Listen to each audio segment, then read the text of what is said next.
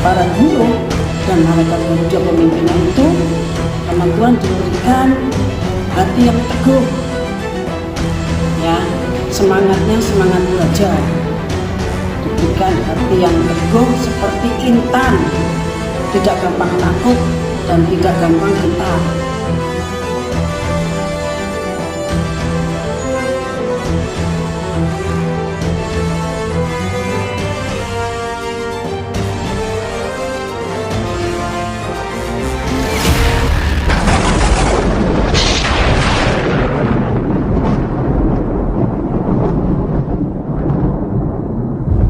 Tuhan Yesus Kristus,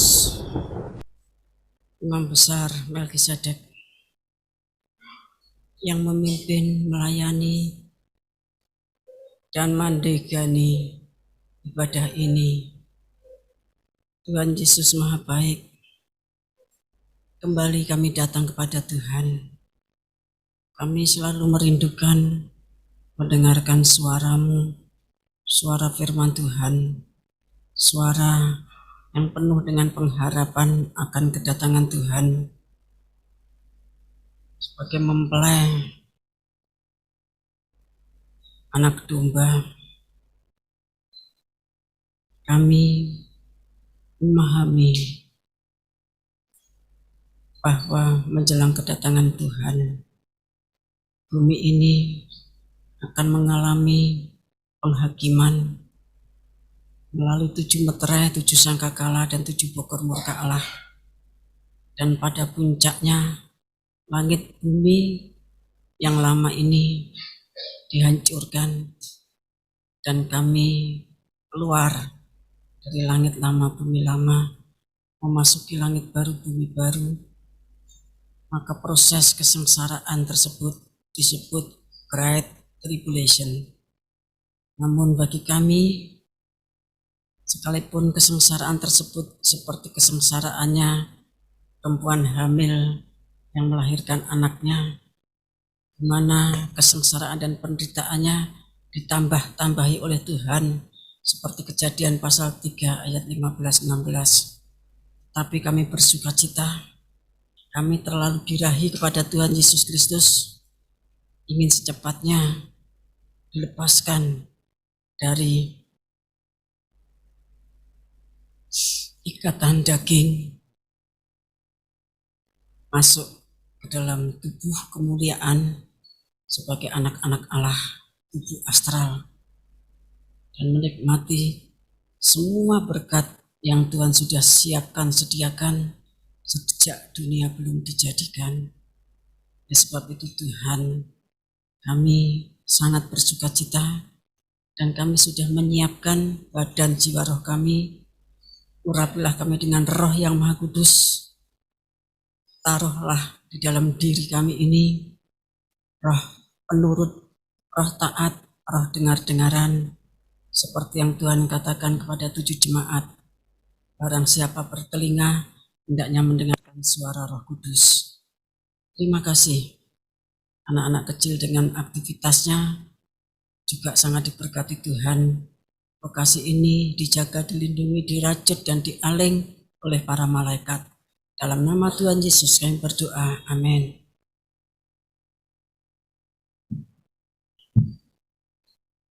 Saya mengucapkan selamat sore, selamat beribadah dalam acara ratapan mempelai. Tema pemberitaan firman saat ini adalah kebangkitan guru Indonesia. Malaikat Garuda atau Satrio Piningit memimpin panen raya. Kita akan membaca Wahyu pasal 10. Kita baca ayat 8-11.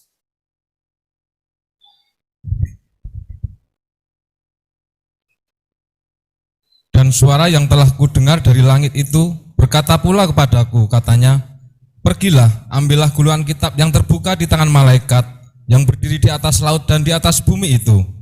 Lalu aku pergi kepada malaikat itu dan meminta kepadanya supaya ia memberikan gulungan kitab itu kepadaku. Katanya kepadaku, ambillah dan makanlah dia, ia akan membuat perutmu terasa pahit, tapi di dalam mulutmu ia akan terasa manis seperti madu. Lalu aku mengambil kitab itu dari tangan malaikat itu dan memakannya. Di dalam mulutku ia terasa manis seperti madu, tetapi sesudah aku memakannya, perutku menjadi pahit rasanya. Maka ia berkata kepadaku, engkau harus bernubuat lagi kepada banyak bangsa dan kaum dan bahasa dan raja. Terima kasih. Ya, ayat-ayat ini Wahyu pasal 10 yang berbicara tentang malaikat Garuda, Satria Piningit atau malaikat Sang Surya turun ya dengan cara terbang tengah-tengah langit dan membawa Injil yang kekal. Kapan kasih Tuhan? Ayat 8 sampai 11 ini berbicara tentang manis dan pahitnya pelaksanaan panen raya. Ya, panen raya itu manis. Kita merindukan. Ya, tapi prosesnya juga sangat berat, pahit ya. Kita akan membaca Yeskiel pasal 3 ayat 1 sampai 9. Firman-Nya kepadaku, hai anak manusia, makanlah apa yang engkau lihat di sini, makanlah gulungan kitab ini dan pergilah, berbicaralah kepada kaum Israel. Maka kubukalah mulutku dan diberikannya gulungan kitab itu kumakan. Lalu firman-Nya kepadaku, hai anak manusia, makanlah gulungan kitab yang kuberikan ini kepadamu dan isilah perutmu dengan itu. Lalu aku memakannya dan rasanya manis seperti madu dalam mulutku. Firman-Nya kepadaku, hai anak manusia, mari pergilah dan temuilah kaum Israel dan sampaikanlah perkataan-perkataanku kepada mereka. Sebab engkau tidak diutus kepada suatu bangsa yang berbahasa asing dan yang berat lidah, tetapi kepada kaum Israel. Bukan kepada banyak bangsa-bangsa yang berbahasa asing dan yang berat lidah, yang engkau tidak mengerti bahasanya. Sekiranya aku mengutus engkau kepada bangsa yang demikian, mereka akan mendengarkan engkau. Akan tetapi kaum Israel tidak mau mendengarkan engkau, sebab mereka tidak mau mendengarkan aku, karena seluruh kaum Israel berkepala batu dan bertegar hati. Lihat, aku meneguhkan hatimu melawan mereka yang berkepala batu, dan membacakan semangatmu melawan ketegaran hati mereka. Seperti batu intan yang lebih keras daripada batu, kuteguhkan hatimu. Janganlah takut kepada mereka, dan janganlah gentar melihat mukanya, sebab mereka adalah kaum pemberontak. Selanjutnya firman-Nya kepadaku, hai anak manusia, perhatikanlah segala perkataanku yang akan kufirmankan kepadamu, dan berikanlah telingamu kepadanya. Terima kasih. Ya, sampai ayat 9. Bapak Ibu kasih Tuhan, ya di sini Yeskiel itu diutus untuk berbicara kepada orang buangan, ya di tepi Sungai Kebar, Babel sana. Tapi Tuhan sudah memberitahu, kalau kamu berbicara kepada Goyim, tidak akan seberat itu. Tapi kamu berbicara kepada kaum pemberontak, karena mereka sudah memberontak terhadap aku. Sebab itu katakan prosesnya tadi kalau dalam Yeskiel manis, ya. Tapi dalam kitab Wahyu dikatakan manis, tapi ketika sampai di perut itu pahit. Terima kasih Tuhan. Ya, logikanya kan yang merasakan itu kan lidah. Ya kalau sudah sampai di perut itu entah itu pahit, campur manis, campur pedas apapun kan tidak merasakan. Nah kalau itu sampai di perut itu terasa manis. Mungkin ini asam lambungnya tinggi ya. Prosesnya itu sampai membuat stres. Asam lambungnya tinggi sampai naik itu dirasanya pahit ya. Pahit sekali. Itu pemenangan panen raya untuk orang Israel. Dan itu nanti wujudnya adalah Wahyu pasal 7 ayat 1 sampai 8 sampai 4 huruf dari Indonesia itu mogok. Ya, wes luweh-luweh. Ya, luweh-luweh masa bodoh, ya, wes rasa diurusi, ya, tapi dikatakan sehingga akhirnya anginnya mau di stop, Kalau anginnya stop ya buminya rusak.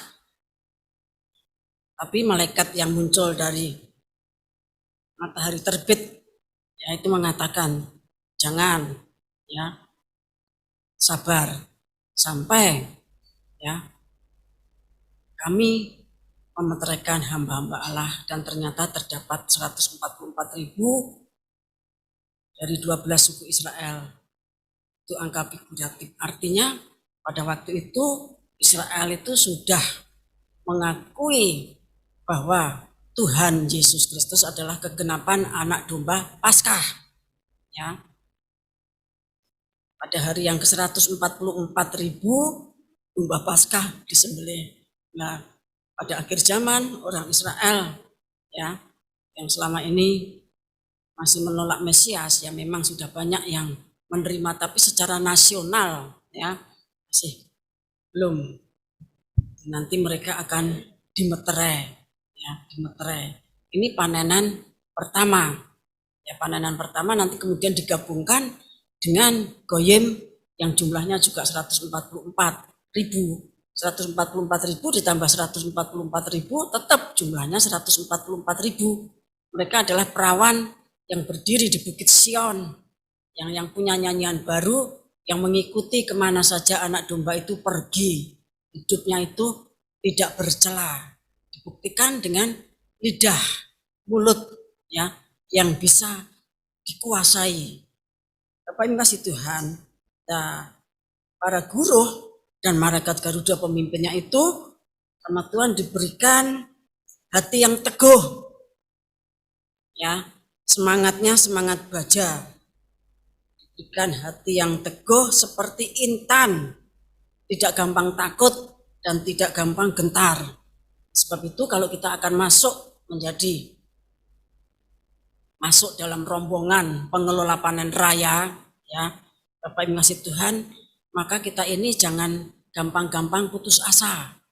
Ya, kesulitan apapun jangan gampang-gampang putus asa. Justru kesulitan itu merupakan satu tanda bahwa kita itu terikat dengan kasih Kristus. Siapakah yang bisa memisahkan kita dari kasih Kristus? Kesusahan seperti apapun kita tetap menempel erat menyatu dengan Tuhan. Ya, bahkan kesusahan akhir zaman karena pandemi yang terus-menerus ditambah lagi PPKM-nya sehingga sulit bergerak, Bapak Ibu kasih Tuhan, ya sulit di dalam mencari berkat. Tapi Tuhan sudah menyatakan semuanya diizinkan Tuhan, kita masuk persiapan pernikahan. Ya, kita ini sedang dipingit. Ya, dipingit. Segala sesuatunya diatur, dibatasi. Ya, banyak menggunakan rempah-rempah dupa supaya badan kita tuh wangi layaknya Ratu Esther, ya. Artinya kita banyak sembahyang, banyak menyembah. Nah, kemudian makannya dikurangi.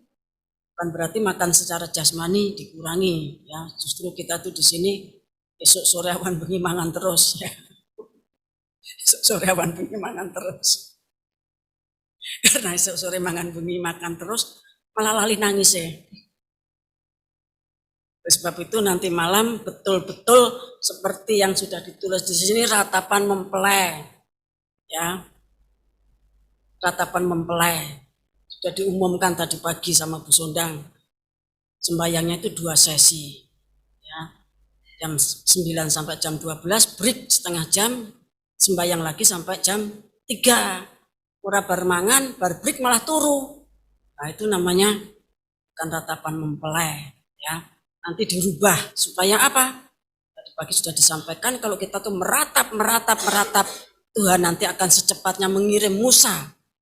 Kalau kita meratap, kita menantikan Tuhan, maka Tuhan yang menantikan Tuhan. Kalau di dalam suratan Petrus, kita tuh menantikan Tuhan dan mempercepat hari Tuhan. Nah, kalau ratapan kita tuh didengarkan Tuhan, maka Wahyu pasal 10 itu nanti akan secepatnya digenapi. Tidak tahu berapa hari lagi, atau berapa bulan lagi, atau berapa tahun lagi. Ya. Kalau saudara-saudara kita berharap, kalau bisa malam ini. Ya. dalam hidup itu. Kalau bisa malam ini, ayahku yang ngono, ya, sama, ya. Jadi Bapak Ibu kasih Tuhan, kalau ratapan kita ini nanti berhasil, secepatnya kita akan melihat sesuatu, mendengar sesuatu, dan kita akan mengalami sesuatu sampai nanti kita mengalami kelepasan total, keluar dari bumi yang dimusnahkan ini, masuk langit baru, bumi baru.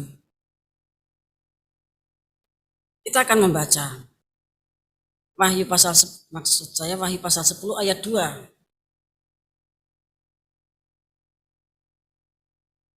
Dalam tangannya ia memegang sebuah gulungan kitab kecil yang terbuka. Ia menginjakkan kaki kanannya di atas laut dan kaki kirinya di atas bumi. Nah, ayat ini persamaannya itu Wahyu 14 ayat 6. Mari dibaca.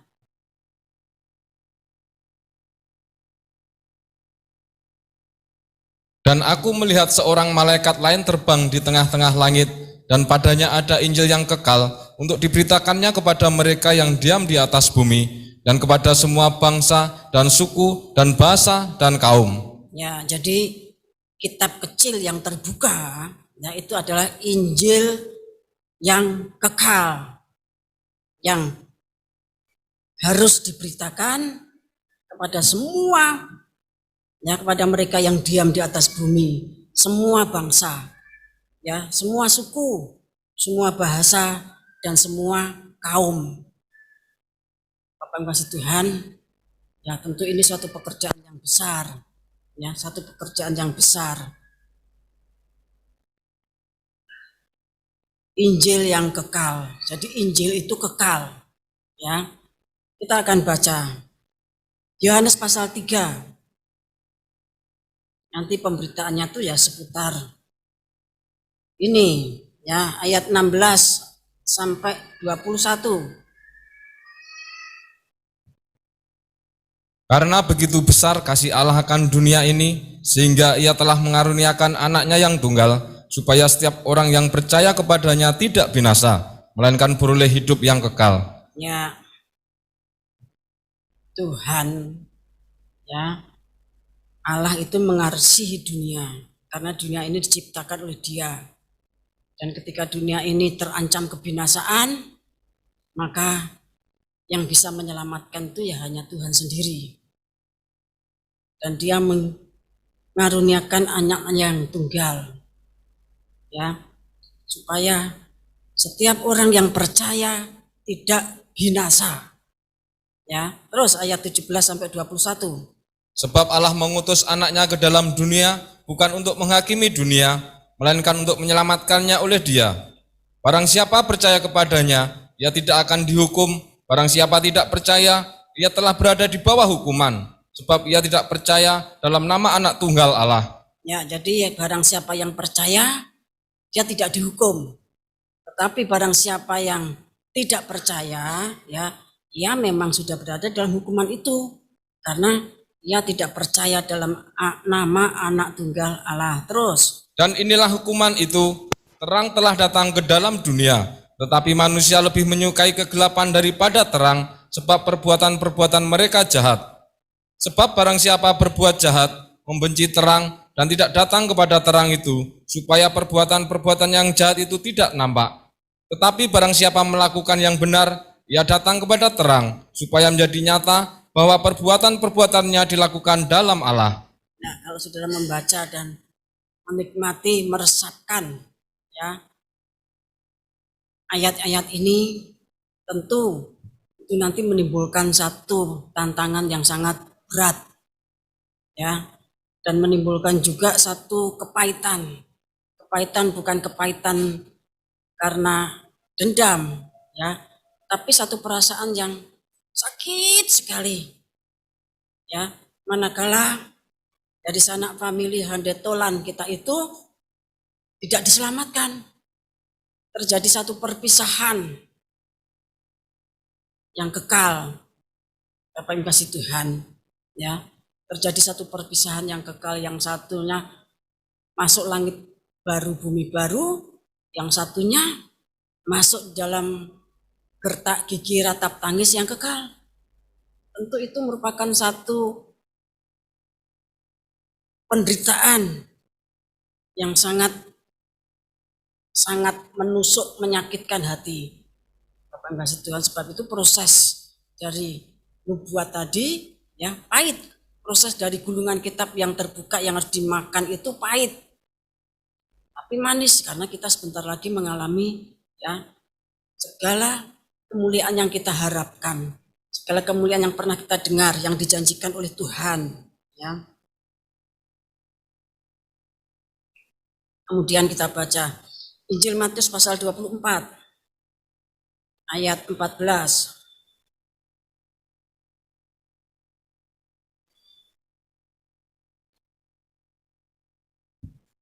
Tetapi orang yang bertahan sampai pada kesudahannya akan selamat.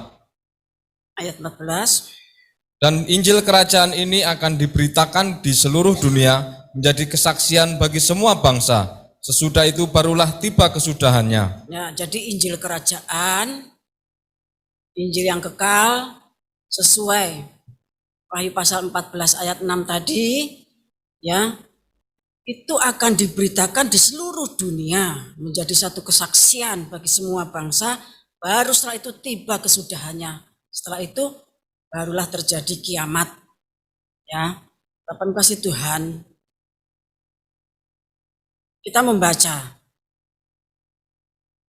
Kisah Para Rasul pasal 4 ayat 11 sampai 12.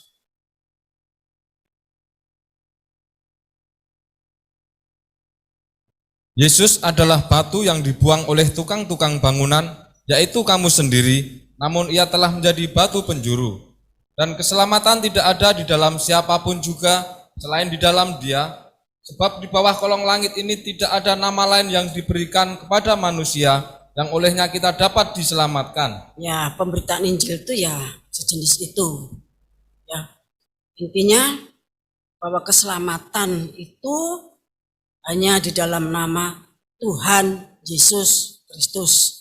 Karena Dia adalah Allah. Ya, Allah yang benar dan hidup yang kekal. 1 Yohanes pasal 5. Ayat yang ke-20. Akan tetapi kita tahu bahwa Anak Allah telah datang dan telah mengaruniakan pengertian kepada kita, supaya kita mengenal yang benar dan kita ada di dalam yang benar, di dalam Anaknya Yesus Kristus. Dia adalah Allah yang benar dan hidup yang kekal. Allah yang benar, yang memberikan hidup yang kekal. Ya, Tuhan Yesus Kristus itu sebenar-benarnya Allah. Dia itu adalah pencipta langit, bumi seisinya. Dia menciptakan Adam dan Hawa menurut rupa dan gambarnya Tuhan. Karena Tuhan, manusia itu ya dicipta menurut gambar dan rupa Tuhan, sedangkan manusia itu punya badan, punya jiwa, punya roh. Maka pencipta kita itu juga punya badan, dia punya jiwa, punya roh.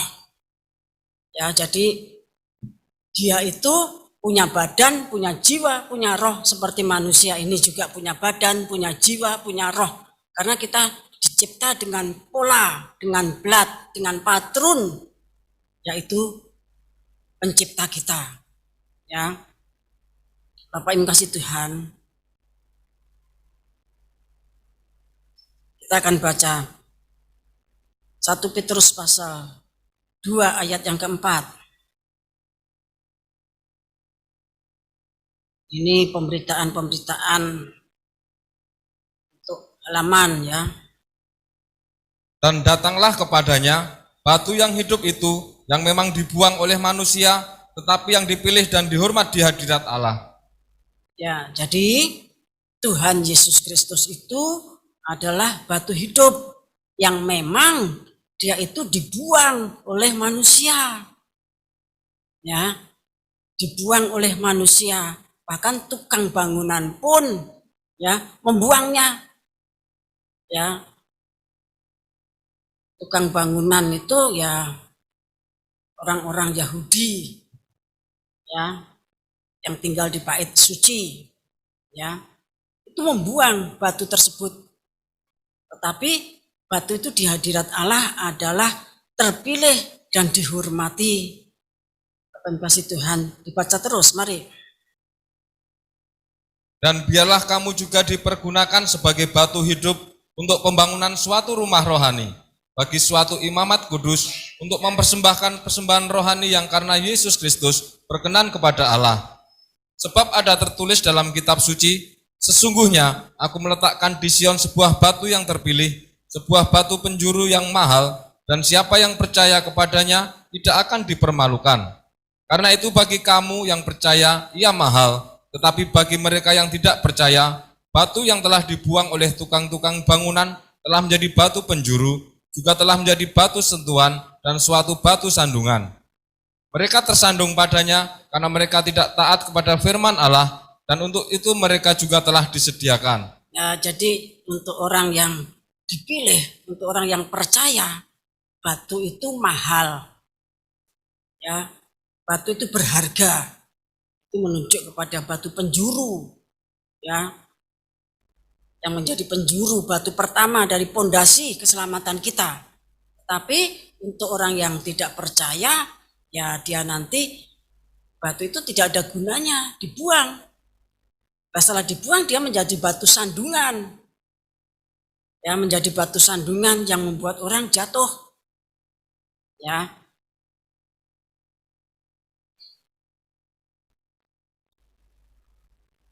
Pada saat malaikat Garuda itu harus bernubuat kepada banyak suku, kaum, bangsa, dan raja-raja, maka kakinya menginjak laut dan menginjak darat. Ya, kita baca Wahyu pasal 10 ayat 2. Dalam tangannya ia memegang sebuah gulungan kitab kecil yang terbuka. Ia menginjakkan kaki kanannya di atas laut dan kaki kirinya di atas bumi.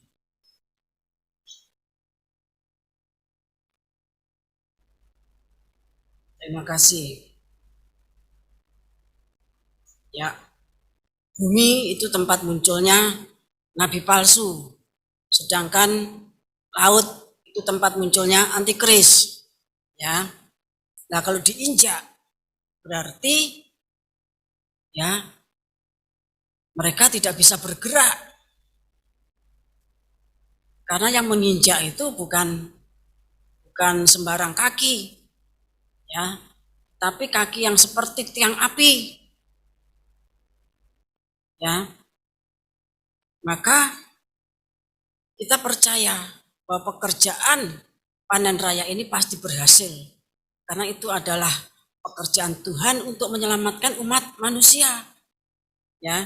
Jadi antikris dan nabi palsu itu diinjak, kemudian itu juga menunjuk kepada Nibiru, ya, atau planet X yang ditahan untuk tidak meluncur menabrak bumi.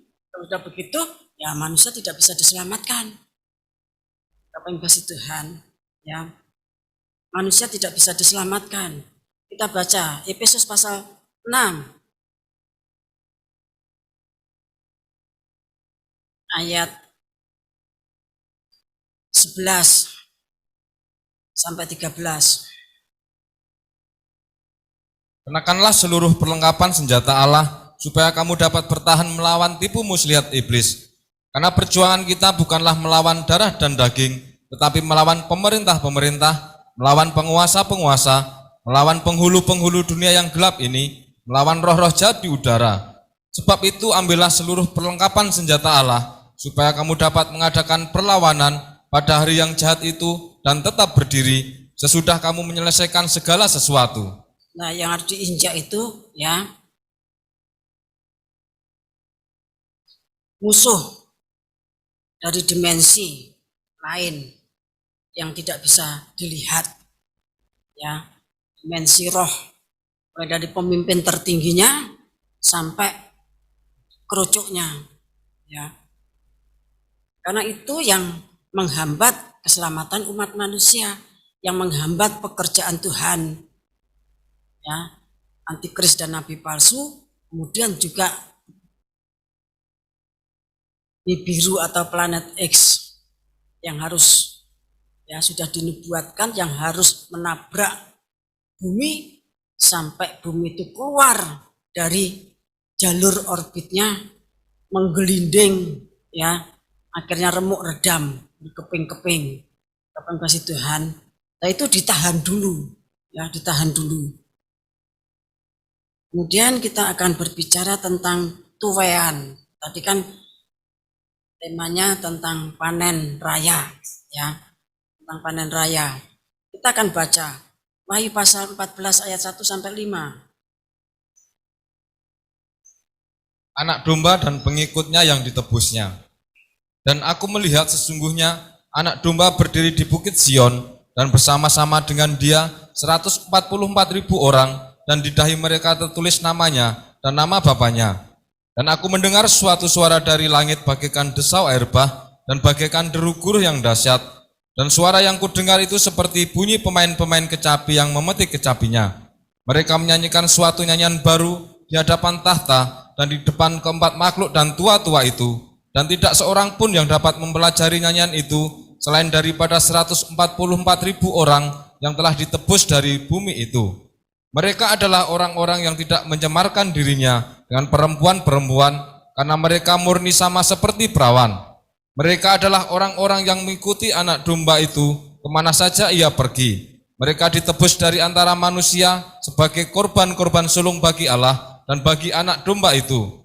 Dan di dalam mulut mereka tidak terdapat dusta, mereka tidak bercela. Ya, mereka katakan mereka ditebus dari antara manusia. Mereka adalah orang-orang yang mengikuti anak domba kemana saja ia pergi. Ini seperti Yeremia pasal 2 ayat 1, ya, suasana pengantin, ya, yang sangat dirindukan Tuhan. Jadi suasana pengantin yang dirindukan Tuhan ketika Israel itu mengikuti Tuhan di padang gurun. Kemana saja Tuhan perintahkan, bongkar pasang tabernakel selama 40 tahun. Ya, tiada tetaburannya, tempatnya gelap gulita, penuh dengan ular dan kalajengking. Namun demikian Israel itu setia. Ya, itu adalah suasana pengantin dan Tuhan merindukan, dan itu akan terwujud lagi nanti pada saat Wahyu pasal 14 ayat 1 sampai 5 itu digenapi. Ini tuaian pertama, ya. Kemudian tuaian yang kedua, ya, kita akan membaca Wahyu pasal 14 ayat 14 sampai 16.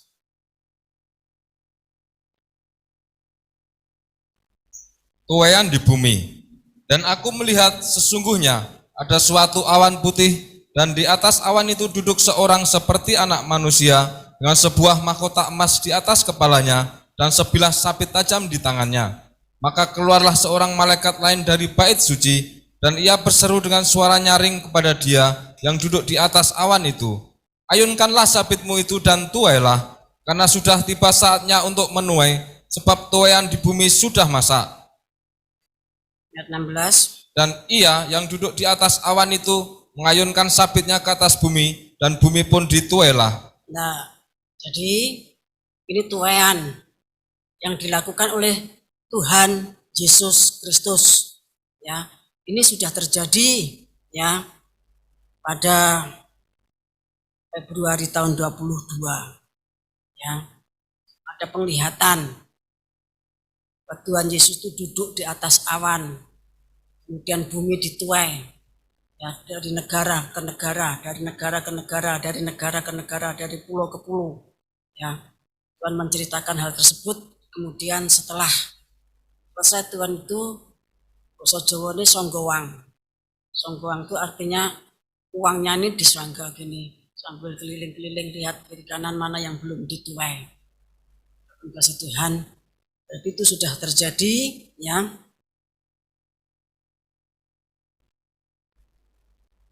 Tapi kita tidak melihat, ya. Kita belum melihat hasil persisnya itu seperti apa. Kita akan baca Matius 24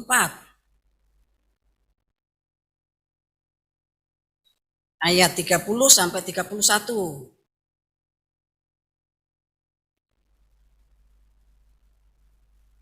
Pada waktu itu akan tampak tanda Anak Manusia di langit, dan semua bangsa di bumi akan meratap, dan mereka akan melihat Anak Manusia itu datang di atas awan-awan di langit dengan segala kekuasaan dan kemuliaannya. Dan ia akan menyuruh keluar malaikat-malaikatnya dengan meniup sangkakala yang dahsyat bunyinya, dan mereka akan mengumpulkan orang-orang pilihannya dari keempat penjuru bumi, dari ujung langit yang satu ke ujung langit yang lain. Ya, jadi sudah dituai, tapi ya nanti akan menjadi nyata pada saat Tuhan datang.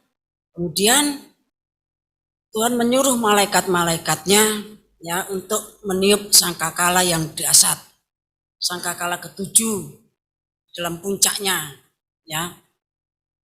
Karena sangkakala ketujuh itu ada 4, ya, ada 4 model peniupan. Dan pada hari raya peniupan sangkakala itu ditiup selama, maksudnya sejumlah 100 kali. Berarti sangkakala ketujuh itu durasinya panjang, ya. Durasinya panjang, tetapi nanti pada sangkakala yang dahsyat, ya, maka Tuhan memerintahkan malaikat untuk mengumpulkan semua orang pilihan dari keempat penjuru bumi, dari ujung yang satu ke ujung yang lain, dipulung, ya, dipulung. Jadi Injil Matius, Injil Lukas, kemudian suratan Tesalonika, itu istilahnya dalam bahasa Jawanya itu dipulung, seperti halnya ya Filipus ya yang menginjili sida-sida dari Ethiopia itu. Setelah selesai, kemudian dia dipulung, diambil, dibawa dalam roh. Kemudian tahu-tahu sudah ada di Asdod itu, ya itu dipulung, ya. Dipulung itu bahasa Jawa, dipulung itu artinya diambil, ya diambil. Seperti halnya Boas, dia berkata, kita akan panen, ya, kita akan panen. Dia memberikan perintah.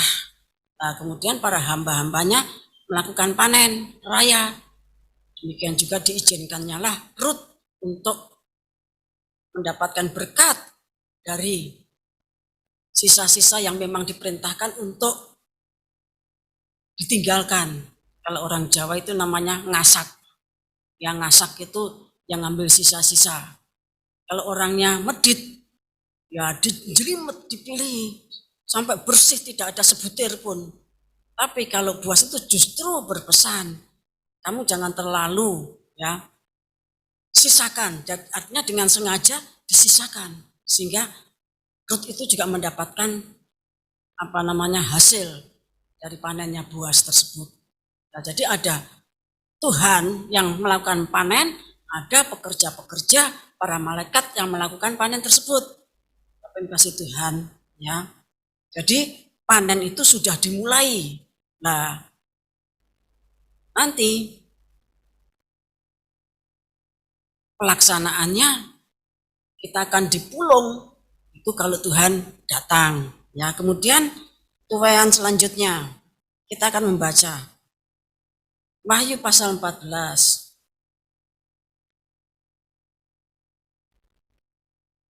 Ayat 17 sampai 20.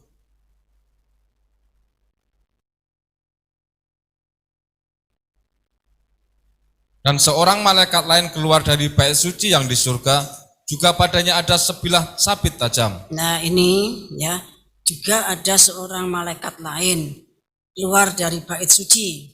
Ya, kemarin kita sudah mendengar huruf yang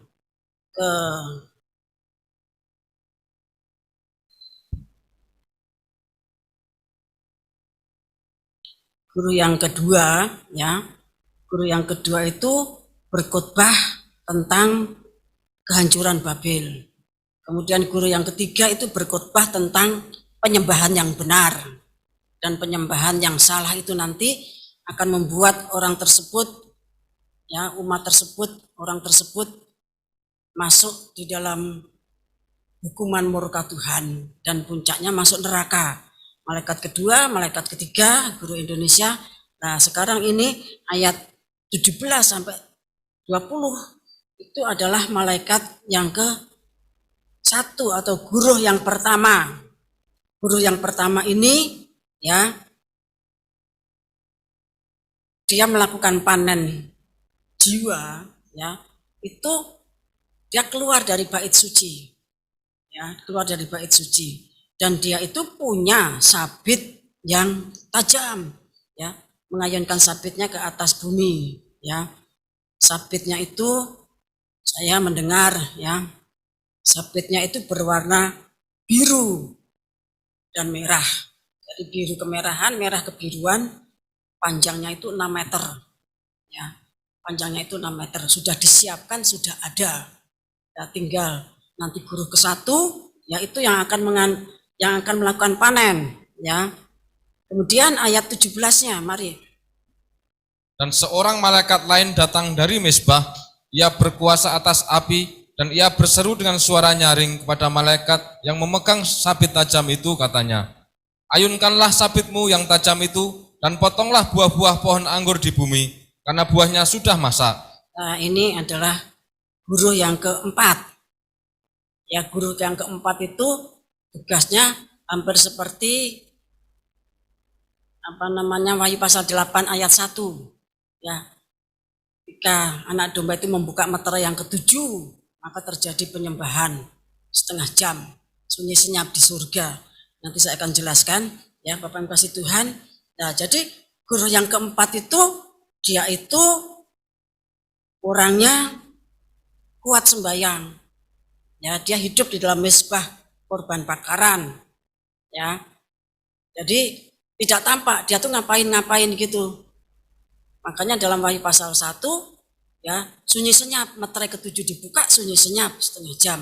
Nah, demikian juga seorang malaikat yang lain ini guru keempat dari Indonesia, dia tuh memberikan satu seruan ya, memberikan satu seruan kepada guru ke-1 dari Indonesia, mengatakan demikian, ayunkanlah sabitmu yang tajam itu dan potonglah buah-buah pohon anggur di bumi karena buahnya sudah masak. Jadi memberikan perintah, memberikan satu seruan ya kepada guru yang ke-1. Jadi guru 2 tugasnya sudah ada, guru yang ketiga, guru yang ke-1 panen ya, dengan sabit yang tajam tadi panen anggur. Nah, kemudian guru yang keempat itu dia itu datang dari mezbah korban bakaran, Usiasterion ya, place of sacrifice ya, tempat untuk persembahan itu ya. Kemudian ayat 19, mari. Lalu malaikat itu mengayunkan sabitnya ke atas bumi dan memotong buah pohon anggur di bumi dan melemparkannya ke dalam kilangan besar, yaitu murka Allah. Dan buah-buah anggur itu dikilang di luar kota, dan dari kilangan itu mengalir darah, tingginya sampai ke kekang kuda dan jauhnya 200 mil. Nah, jadi panen yang pertama itu Wahyu 14 ayat 1 sampai 5. Panen yang kedua yang dilakukan Tuhan Yesus dan para malaikatnya ya, itu nanti orang pilihan dari keempat penjuru bumi yang dipulung. Kalau dalam Injilan mengatakan mereka itu dibawa kemana? Di mana ada mayat ya, di sana burung-burung pemakan bangkai itu berkerumun. Di mana ada mayat, mayatnya siapa? Ya tentunya masa orang pilihan terus makan mayat sembarangan. Ya, itu mayatnya Tuhan Yesus ya, di mana ada korban Kristus dia tuh mengikuti kemana saja Tuhan Yesus itu pergi. Di mana ada manuk Garuda itu Tuhan Yesus ya, manuk Garuda itu malaikat Garuda juga ya. Di sana ada kekerompolane anaknya Garuda ya, ada kekerompolan, artinya berkerumunlah anak-anak Garuda tersebut ya. Bapak yang kasih Tuhan ya, jadi panen itu dalam Wahyu pasal 14 tadi tuayan di bumi yang sudah saya jelaskan. Nah, yang terakhir ini yang dipanen oleh guru ke-1 di sini dikatakan, Bapak yang kasih Tuhan, itu dipanen kemudian dilemparkan ke dalam kilangan besar, yaitu murka Allah. Ya, dipanen tapi untuk dimasukkan seperti anggur itu dimasukkan dalam kilangan, diperas. Karena diperas kan keluar airnya, air anggur. Tapi yang keluar di sini adalah darah. Ya, darah itu dikatakan tingginya tuh sampai kang kuda. Kang kuda tuh mulut yang dikasih kang, ya kasih batas untuk tidak banyak bergerak itu, ya. Nah, kang kuda tuh tingginya sekitar 110 sampai 130 cm. Ya, jadi darahnya tuh tingginya 110 sampai 130 cm. Kemudian sejauh 200 mil. 200 mil. 1 mil itu 1,852 kilometer. Kalau 200 mil berarti ya darah yang mengalir itu sejauh 370 kilo. 370 kilometer persegi. Darah mengalir tingginya sekang kuda. Kita akan melihat ya. Ini maksudnya apa? Yoel pasal 3. Yoel pasal 3 kita baca ayat 9 sampai 21. Berkat untuk umat Tuhan. Maklumkanlah hal ini di antara bangsa-bangsa, bersiaplah untuk peperangan, gerakkanlah para pahlawan, suruhlah semua prajurit tampil dan maju. Tempalah mata bajakmu menjadi pedang, dan pisau-pisau pemangkasmu menjadi tombak.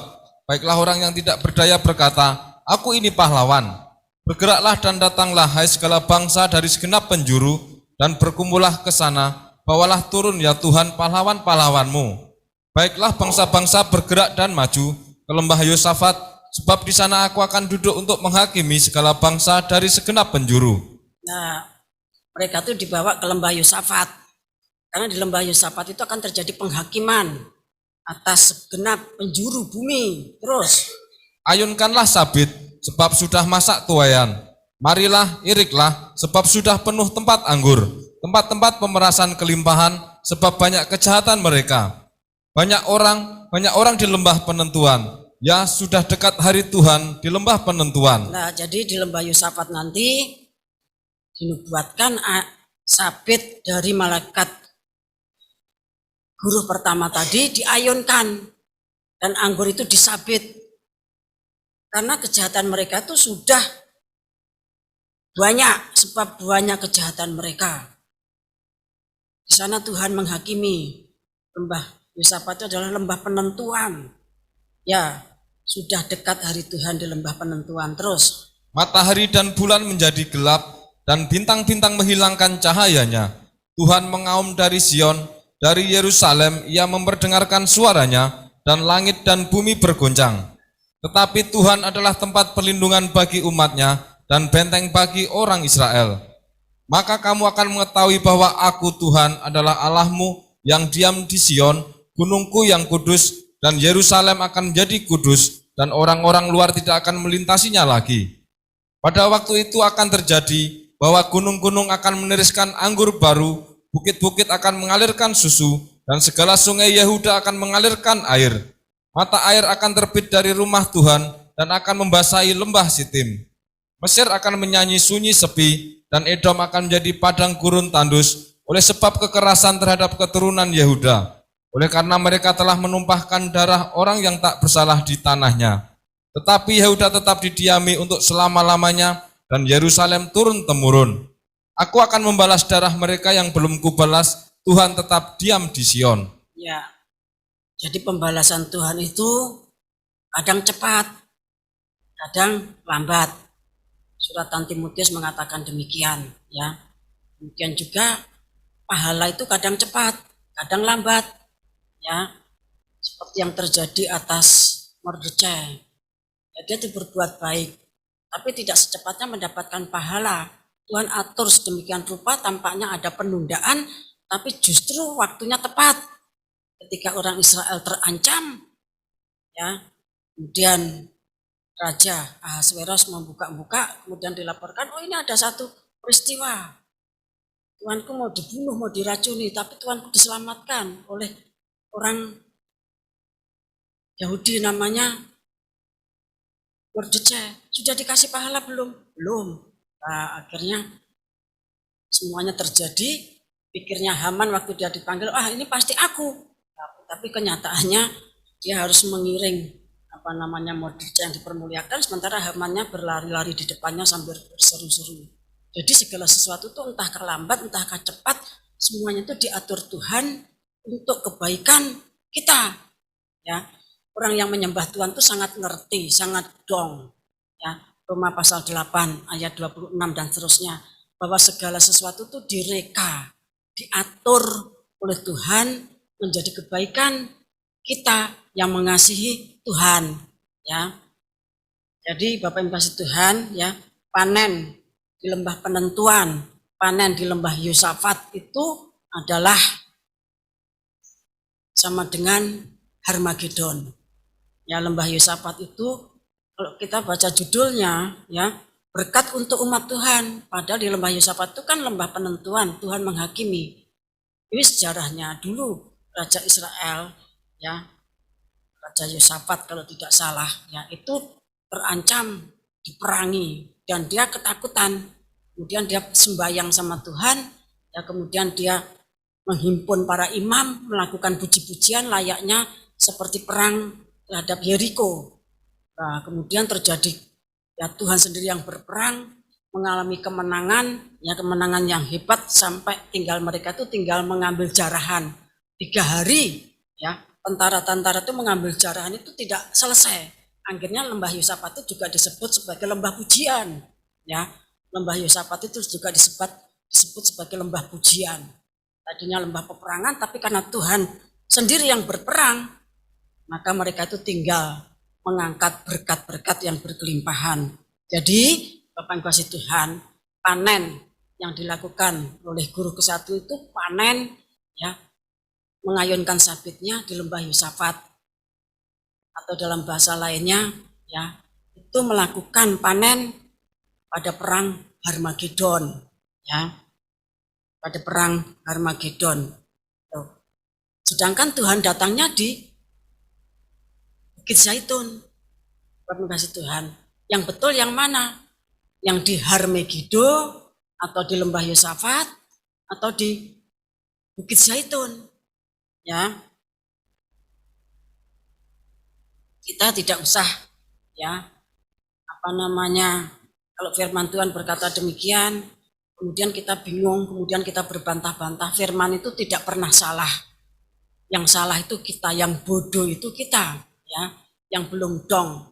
Karena kita ini debu dan abu, untuk memahami segala yang dikerjakan Tuhan itu sangat sulit.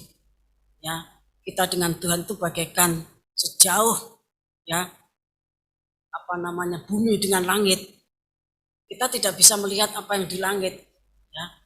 Kalau bintang karena terang, ya, dilihat. Kita tidak bisa melihat Tuhan, kita tidak bisa melihat apapun, ya.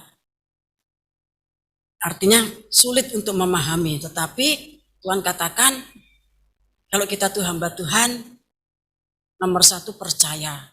Kalau kita belum paham, ialah seperti Yakub, anaknya Yusuf, maksudnya orang tuanya Yusuf. Anaknya cerita begini, sepertinya ke orang pas.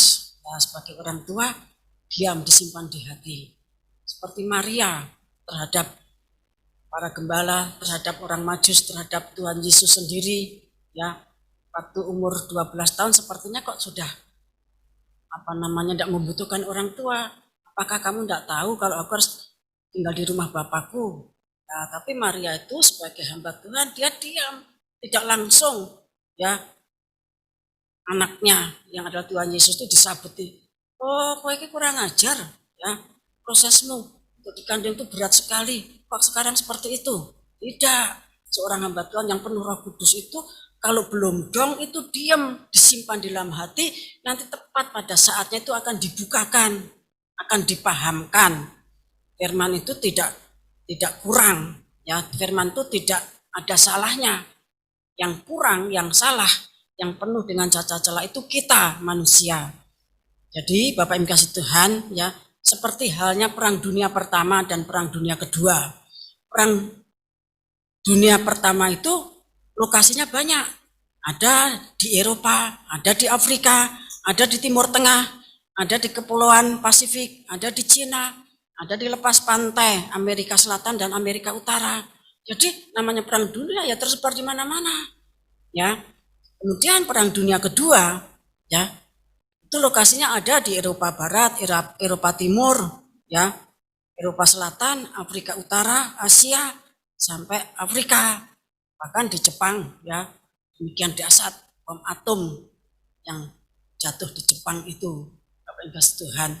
Jadi di Yosafat, ya, di lembah Megiddo, dan Tuhan datangnya di Bukit Zaitun. Ketika Tuhan datang di Bukit Zaitun itu kakinya berjejak di sana, kemudian itu belah menjadi dua, Bapak Ibu kasih Tuhan, ya. Itu adalah panen. Kalau panen pada saat peperangan berarti orang itu, ya, Zakaria pasal 12 dan pasal 14 itu mengatakan ketika Tuhan itu datang, mereka itu nanti akan saling membunuh. Ya, tentara-tentara itu saling membunuh satu sama lain. Kasus seperti itu sering kali terjadi di dalam perjanjian lama. Ya, kalau Tuhan bekerja, mereka itu saling membunuh di antara mereka. Seperti pada zamannya Hizkia, karena Hizkia meratap bait Allah, karena dia dihujat habis-habisan, bahkan Yahweh yang disembahnya juga dihujat habis-habisan. Dia membawa surat tantangan, surat pelecehan, surat hujatan itu dalam bait Allah. Kemudian malaikat bekerja. Ya, semalam yang mati 185.000 dan tinggal menyisakan rampasan yang sangat banyak. Kapan masih Tuhan? Jadi kalau kita tuh meratap betul-betul, maka nanti akan terjadi peristiwa yang dahsyat. Ya, kalau kita itu menangis betul-betul, kirbat kita tuh diisi, maka pada saat kita berseru, musuh kita tuh akan mundur. Katanya Mazmur demikian. Lah tapi nek kirbate garing sering, tidak ada airnya, tidak ada air matane, mergone malah ngantuk. Ya, kuarakan mulai turu kabeh. Lah kirbatnya tidak terisi. Maka pada saat kita berseru tidak ada apa-apa. Ya, Bapak kasih Tuhan, kita ada di sini tuh kita bukan untuk diri kita sendiri, tapi kita tuh untuk langit lama, bumi lama yang akan dihancurkan, ditabrak sama Nibiru, sama planet X itu. Nanti gelimpangan ke sana kemari. Mungkin saudara dilindungi, tapi sanak famili yang ada tolan saudara, ya, keluarga saudara yang ada di kota lain, yang ada di kampung lain, yang ada di seberang. Kalau saudara tidak bergumul sungguh-sungguh, Bapak Ibu Tuhan, nanti saudara akan merasakan satu kepahitan yang sangat pahit sekali, ya, kepahitan yang sangat pahit sekali. Sebab itu tolong diperhatikan, ya. Kita akan baca kitab Nabi Zakaria pasal yang ke-14.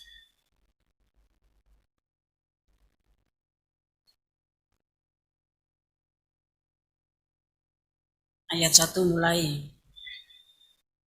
Kemenangan terakhir, Tuhan menjadi raja di Yerusalem. Sesungguhnya akan datang hari yang ditetapkan Tuhan, maka jaran yang dirampas daripadamu akan dibagi-bagi di tengah-tengahmu. Aku akan mengumpulkan segala bangsa untuk memerangi Yerusalem. Kota itu akan direbut, rumah-rumah akan dirampoki, dan perempuan-perempuan akan ditiduri. Setengah dari penduduk kota itu harus pergi ke dalam pembuangan, tetapi selebihnya dari bangsa itu tidak akan dilenyapkan dari kota itu. Kemudian Tuhan akan maju berperang melawan bangsa-bangsa itu, seperti ia berperang pada hari pertempuran. Pada waktu itu kakinya akan berjejak di Bukit Zaitun yang terletak di depan Yerusalem, di sebelah timur. Bukit Zaitun itu akan terbelah dua dari timur ke barat, sehingga terjadi suatu lembah yang sangat besar. Setengah dari bukit itu akan bergeser ke utara, dan setengah lagi ke selatan. Maka tertutuplah lembah gunung-gunungku, sebab lembah gunung itu akan menyentuh sisinya, dan kamu akan melarikan diri seperti kamu pernah melarikan diri oleh karena gempa bumi pada zaman Uzia, Raja Yehuda. Lalu Tuhan Allahku akan datang, dan semua orang kudus bersama-sama Dia. Maka pada waktu itu tidak akan ada lagi udara dingin atau keadaan beku, tetapi akan ada suatu hari itu diketahui oleh Tuhan, dengan tidak ada pergantian siang dan malam pun menjadi siang. Pada waktu itu akan mengalir air kehidupan dari Yerusalem, setengahnya mengalir ke laut timur, dan setengah lagi mengalir ke laut barat. Hal itu akan terus berlangsung dalam musim panas dan dalam musim dingin. Maka Tuhan akan menjadi raja atas seluruh bumi. Pada waktu itu Tuhan adalah satu-satunya dan namanya satu-satunya. Nah, ini kerajaan 1000 tahun damai, langit baru dan bumi baru. Tuhan nanti diizinkan ya kalau Israel itu berperang dan akhirnya kalah. Nah, itu berarti saatnya Tuhan datang. Ya, saatnya Tuhan datang. Kita akan baca Roma pasal 11. Maksud saya Roma pasal 11 betul ayat 12 sampai 15. Sebab jika pelanggaran mereka berarti kekayaan bagi dunia dan kekurangan mereka kekayaan bagi bangsa-bangsa lain, terlebih-lebih lagi kesempurnaan mereka. Aku berkata kepada kamu, hai bangsa-bangsa bukan Yahudi, justru karena aku adalah rasul untuk bangsa-bangsa bukan Yahudi, aku menganggap hal itu kemuliaan pelayananku, yaitu kalau aku dapat membangkitkan cemburu di dalam hati kaum sebangsaku menurut daging dan dapat menyelamatkan beberapa orang dari mereka. Sebab jika penolakan mereka berarti perdamaian bagi dunia, dapatkah penerimaan mereka mempunyai arti lain daripada hidup dari antara orang mati?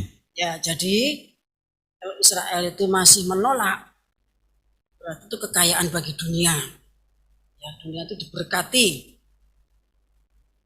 Tapi nanti kalau waktunya jumlahnya sudah genap, maka keselamatan itu kembali kepada orang Israel. Ayat 15 dikatakan, sebab jika penolakan mereka berarti perdamaian dunia. Selagi mereka itu masih menolak, dunia itu damai. Ya, dunia itu damai. Tapi kalau mereka nanti mulai menerima, ya nanti kejadiannya adalah Zakaria pasal 14 tadi. Kalau Israel itu mulai menerima, maka yang daging itu harus mati. Ya, mereka diselamatkan. Kalau mereka sudah menerima, dunia tidak akan damai. Ya, tidak akan damai. Terjadi peperangan di lembah Yosafat, lembah di Har Megiddo, gunung Megiddo. Di sana ada juga lembah Megiddo, pamangsa Tuhan. Dan Tuhan akan datang di bukit Zaitun. Ya,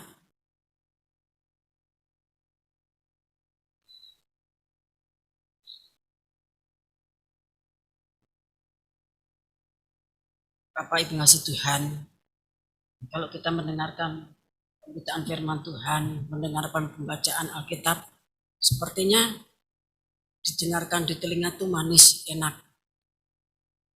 Tapi kalau peristiwa-peristiwa itu terjadi, Bapak Ibu kasih Tuhan, ya, kita tidak bisa mencari perlindungan lain selain pada gunung batu kita, yaitu Tuhan Yesus Kristus. Kalau semuanya itu terjadi, Bapak Ibu kasih Tuhan, ya, kita hanya bisa menyeru nama Tuhan Yesus Kristus. Uria sakilamayo dabina tumihardu. Bapak Ibu kasih Tuhan, oleh sebab itu tadi pagi dikatakan kalau kita tuh berseru, berarti pasti akan terjadi sesuatu. Demikian juga kalau kita ini berseru saat ini, ya, hari-hari ini adalah hari-hari raya Rosh Hasanah. Ya, setiap bulan September itu selalu terjadi peristiwa-peristiwa besar. Ya, kita berharap bulan September ini juga terjadi peristiwa-peristiwa besar. Ya, tidak tahu September tahun ini atau September tahun depannya atau kapanpun juga, Bapak Ibu Tuhan. Tetapi kalau kita lulus goal di dalam mengisi kiribat kita masing-masing, maka seruan kita pasti didengarkan Tuhan. Tuhan yang maha mendengarkan. Ya, Tuhan itu maha mendengarkan. Kalau kita berseru, Tuhan katakan ini aku. Tetapi kita mengatakan demikian, ada apa?